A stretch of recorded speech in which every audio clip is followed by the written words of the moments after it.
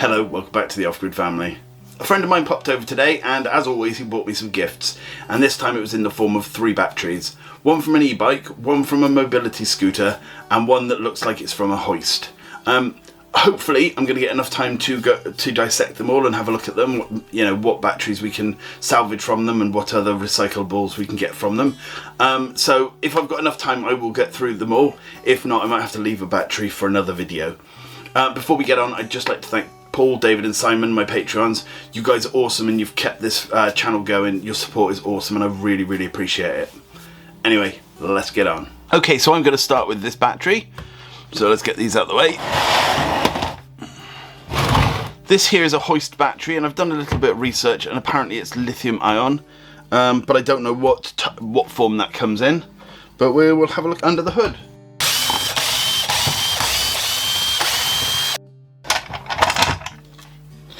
Yeah, now this says lithium-ion online on all the sources I looked at, but these are 12 volt, dinky 12 volt lead acid.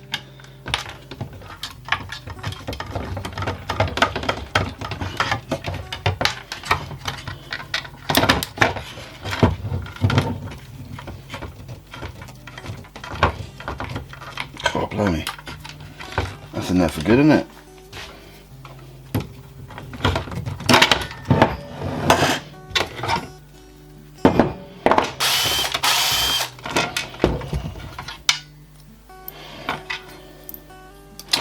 Well, that was a bit of an anticlimax, wasn't it? But what I'll do now is I've got a small charger for 12 volt batteries. Are these 6 maybe? Let's have a look. No, they are standby use 13.5 to 13.8 volts. Cycle use 14.4 to 15 volts. Nice. So I should be able to charge them up and we can have a look to see if they actually still work. But that was a bit of an anticlimax, wasn't it? You know, there's really not much to that at all. Okay, so what's salvageable from this is just a fuse and a couple of wires, which we can use. Because they've got the actual spade connector on, they can be quite useful. And 2 batteries, but I'll see if I can get them charged and tell you by the end if they work or not. And also, we've got a couple of screws, well, a few screws, which I will keep because these are quite good for screwing into 3D prints. So have a look at what voltage they are at the moment. So that is 11.25 and 11.41. So I think these are absolutely fine. Right, I've just put them onto charge and instantly they look like they're charging fine. So I think those batteries are 100% okay. Next then, at this rate we're going to be able to get through all of the batteries, only if this one's as quick. Right, this one is off an electric bike. This also says it's lithium-ion, which is again I'm a bit confused by, because normally these aren't lithium-ion. Normally these are 2 12 volt batteries, and this fits the actual profile of 2 of the 12 volt small batteries. But it does say online lithium-ion, so we will see. I need a screwdriver.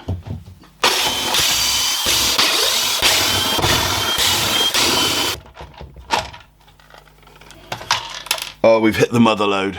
They are lithium-ion batteries. Amazing. Right.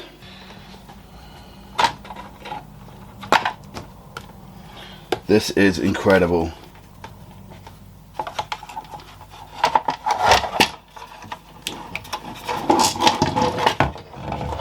Okay, well that glue failed, didn't it? This is supposed to keep it...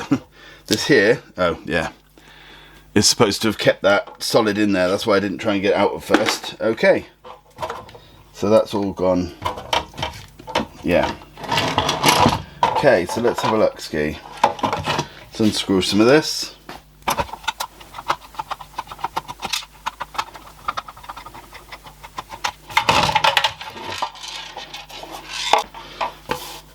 Now I'm tempted to keep the housing for this.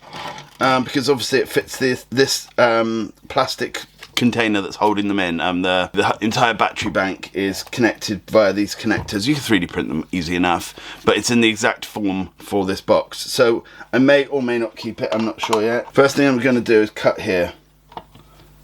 Actually, yeah. so that hopefully we can't short anything out. We'll see, we may do, but... Now I checked the charge on these and it was like less than 1 volt. So either something's gone wrong with the circuit or these have been thoroughly discharged. That doesn't mean they're completely broken, but it is going to be a little harder to get them to work. But I do have a special charger for this, so, well, I say special. It does tend to fix them. Only under certain circumstances, though.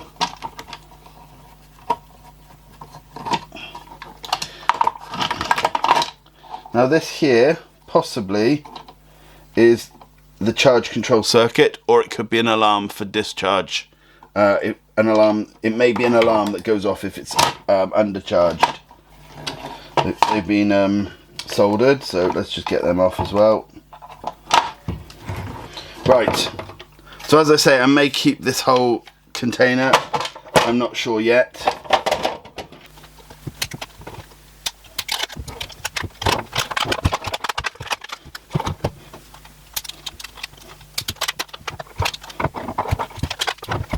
Okay, that's the battery, the BMS, I believe.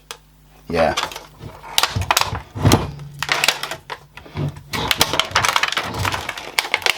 In case you don't know, BMS is a battery management system, and it basically makes sure that the batteries don't overcharge. It keeps them, that it checks the temperature in certain places, etc. Yeah, so if you have a look, let's see if we can get into the board safely.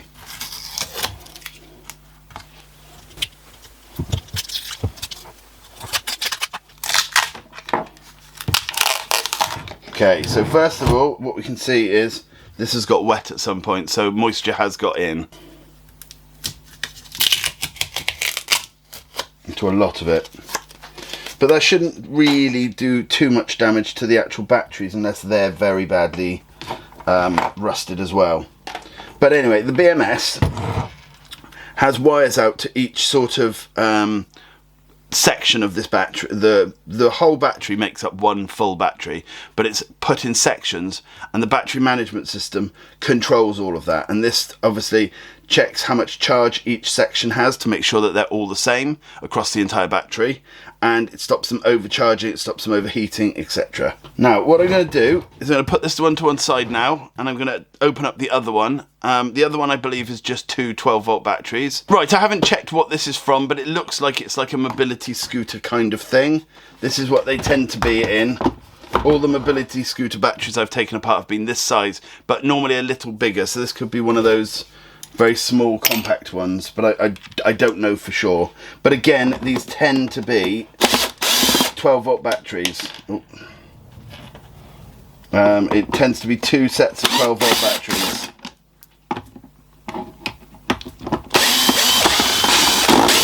Right. Yes, so like I assumed, we've got two 12-volt batteries in here. Let's check the voltage, see what they're like. If they're too low, then it might mean we can't charge them, but we might be able to, I'm not sure yet. Yeah, these have been thoroughly depleted.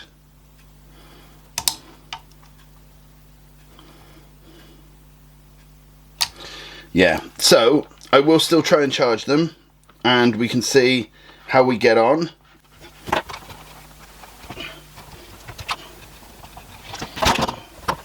But basically what this means is someone was either just running it down constantly to nothingness and charging them occasionally, or it could have been that they just weren't charging and then they were using them, and sometimes these batteries just die.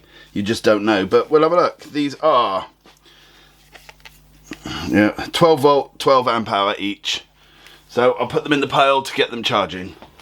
Okay, so from that battery we have a few salvageable parts, right? We have a fuse, which is going to be this is a 40 amp fuse and the connector for the fuse. So this is always useful to have if you make your own batteries or you've got your own projects. We've got a reset switch here, which is pretty cool. And then we've got an outlet, but I never use the outlets on these. This is a 3-pin jobby that I don't have any use for, but I do have a few of those wires somewhere. So I may still keep it. The enclosure I don't tend to do anything with, but you know, there are people out there who need them, so if anyone ever needs them, they can just contact me. I'll keep it for a bit anyway. Okay, so we'll go back to this one now then. I think there's going to be a few of them that are okay, but it's going to be quite a long extraction process.